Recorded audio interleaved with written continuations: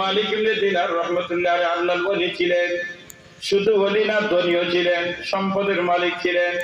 মালিক ইবনে দিনার রাহমাতুল্লাহ আলাইহি ধনী হওয়ার কারণে ওনার পরিবার চালাইতে তেমন হিমশিম খাওয়া লাগতো না। বিদায় দিনেও রেস্ট দিতে পারতেন, রাত্রেও ঘুম কম হইল, তার জীবন চলত। বিদায় শেষ চাইতে উঠে আল্লাহর কুদরতি পায়ে সিজদা করতেন, আর জায়নামাজে বসে বসে জিকির করতেন, ইল্লাল্লাহ ইল্লাল্লাহ ইল্লাল্লাহ ইল্লাল্লাহ ইল্লাল্লাহ ইল্লাল্লাহ ইল্লাল্লাহ। হায় হায়, ওলি হতে হলে এত সহজ না, এত সহজ না। যতক্ষণ পর্যন্ত তাহাজ্জুদের সাথে আপনার সম্পর্ক হবে না, ততক্ষণ পর্যন্ত আল্লাহর ওলি হওয়া যায় না। তাহাজ্জুদের সাথে সম্পর্ক লাগানো, এটা হলো সত্যিকার আল্লাহ ওয়ালাদের বৈশিষ্ট্য।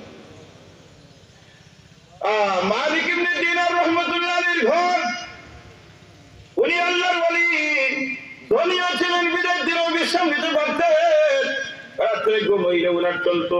বিদায় শেষ চাইতে উঠে উনি ওযু করে তাহাজ্জুদ পড়তেন, জায়নামাজে বসে বসে জিকির করতেন, দোয়া করতেন। আমার স্বামী পরিবার কারণে দিনে রেস্ট নেবার কোনো সুযোগ নাই। বিদায় ফজরের পর থেকে ওনার কাজ শুরু হয়ে যায়, এসার পর পর্যন্ত উনি ধারাবাহিক কাজ করেন। মধ্যখানে বিরতি নেওয়ার কোনো সুযোগ নাই, কারণ সুযোগ যদি নেন তাহলে আবার রুজি হয় না, এই জন্য বিরতি নেন না। বিরতি না নেওয়ার কারণে উনি রাত্রে যখন এসার পরে করে আসি, আসার পরে এই খাবার দাবারের সাথে সাথে বিছানায় চলে যায়। এই জন্য উনি রাত্রে পুরা রাত উনি ঘুমান, ঘুমাইয়ে আর দিনে ঘুমানোর সুযোগ হয় না। কিন্তু মালিক ইবনে দিনার রাহমাতুল্লাহ আলাইহি যখন শেষ হইতে উঠতেন, তখন আমার স্বামী বিছানায় বসে বসে আটকে পড়তেন, আর চোখের পানি ছাড়তেন, আর বলতেন, আল্লাহ,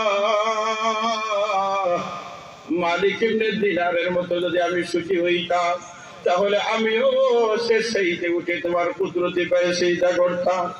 আমি গরিব, আমার পরিবার চলার কোনো ব্যবস্থা নাই, দিনে যে আমি বিশ্রাম নিব এই সুযোগ আমার নাই, না থাকার কারণে আমি শেষ হইতে উঠতে পারি নাই গো আল্লাহ।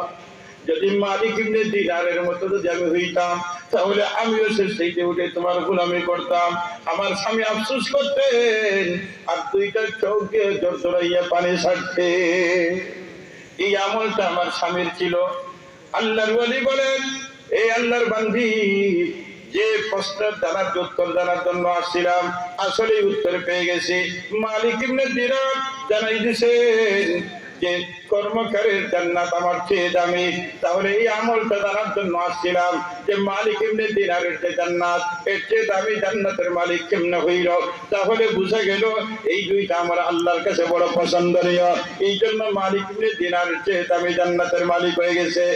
আয় হায়, একটা কর্মকারীর দিনের মধ্যে যদি আল্লাহু আকবারের আওয়াজের কারণে যদি তার দিনের মধ্যে, তার অন্তরের মধ্যে যদি কম্পন শুরু হয়ে যায়, কাজ করতে পারে না, হাতুড়ি আঘাত করতে পারে না, যে অবস্থায় সে অবস্থা হাতুড়ি ছেড়ে দেয়।